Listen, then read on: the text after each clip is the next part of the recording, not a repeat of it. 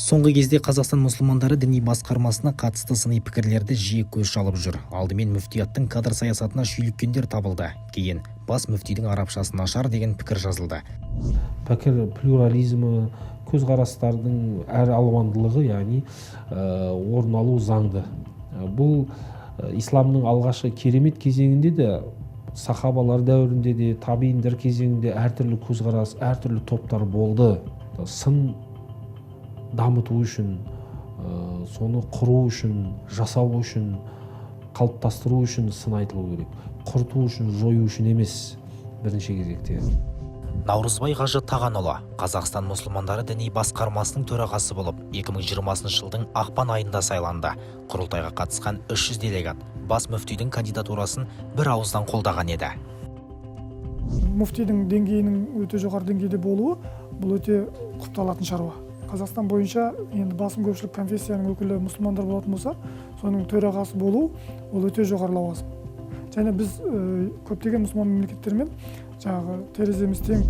Өтпенов Наурызбай Тағанұлы 1993-1997 жылы Ташкенттегі Имам Әл-Бұхари атындағы Ислам институтында, 1999-2001 жыл аралығында Қазақстан мұсылмандары діни басқармасы жанындағы Ислам институтында оқыды.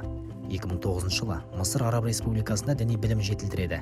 2010 жылы Абай атындағы Алматы мемлекеттік университетінің тарих факультетіне түсіп, алдағы 2 жыл дәл осы университетте дінтану мамандығы бойынша магистратураны тәмамдайды.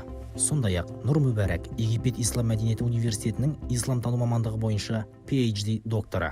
Ғұламалар кеңесі мүшесімін. Наурызбай Қажы Тағанұлының және оның жанындағы бөлім басшыларының қоғам тұрақтылығын қамтамасыз етуде, дін істерінің дұрыс бағытта дамуына үлкен жұмыс атқарып келетіндігіне көзім көріп, құлағым естіді. Мына дерадикализация бойынша 2 рет бағдарлама қабылданды. Діни басшыларды қазір уақытта сайлаған кезде оның тек бір қырына қарамаймыз. Тіл біле ма, білмей ма деген мемлекеттің дін арасындағы саясатты біле ма, әлеуметтік саяси ахуалды дұрыс бағалай біле ма. Діни басқармада 4000 адам астам жұмыс жасайды.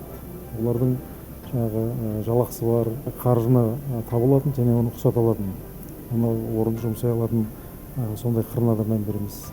Қаншама кадрларды бір жүйеде ұстап тұру, бұл мықты менеджер болу керек. Тауға тамыздық болған сұхбат Египетте ұлы ойшыл кемеңгер Әл-Фарабиға арналған халықаралық конференцияда жазылған. Фейсбукта дінтанушылардың бірі бас мүфти араб тілінде бірнеше терминді қате жеткізді деген сыни пікір қалдырды. Араб тілін алатын болсақ, ауыр тілдердің қатарынан араб тілімен айналысып жүрген филологтар болсын, немесе исламтанушылар болсын, олар жақсы біледі. Бізде араб тілі 2 бөлімнен тұрады қазір. Ол араб тілі фусхасы бар, немесе мынау Құран кәрім менен пайғамбарымыздың саллаллаху хадистері және ежелгі ғылыми теологиялық кітаптар. Екіншісі бар араб тілі амия дейді. Амия ол қысқаша айтқан кезде көше тілі деп айтса да болады. Бірнеше араб мемлекеттер болатын болса, әр мемлекеттің өзінің бір диалектісі болады. Кез келген адам бөтен тілде сөйлескен кезде белгілі бір қателіктер жіберуі мүмкін. Ең басты алдында отырған адам ол кісінің айтқан сөздерінің мағынасын түсінсе, мақсаты жеткізу сол болады негізінде. Бұл айыптаулардың бірінші астарында не тұр, соны біз түсіну керекпіз да. Дін алаңында бізде Қазақстанда жалпы 20-дан астам қазір әртүрлі ойыншылар бар. Түркиядан келген 7-8 діни ағым бар. Анау Пакистаннан келген, Египеттен келген, Ливиядан келген, көрші елдерден келген қаншама діни ағымдар бар. Діни басқарма қазір уақытта сол дін деген алаңның негізгі үлкен тәлімгеріне, ойыншына айналды. Бұл басқа діни ағымдардың қызғанышын оятады. Бірінші астарында тұрған мәселе осы бақталастық.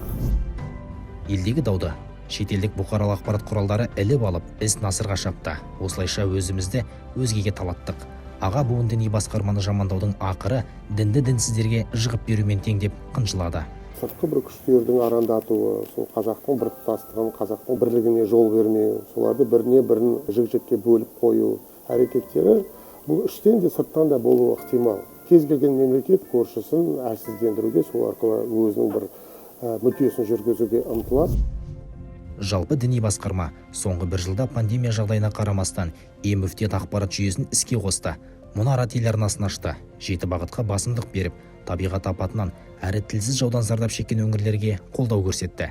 Құдық қазып, апатты көпірді жөндеді.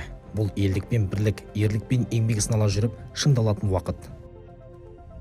Қазіргі алым жалған 5 томдық ислам энциклопедиясын жасау өте үлкен жобасы. Құран тәпсір жобасы.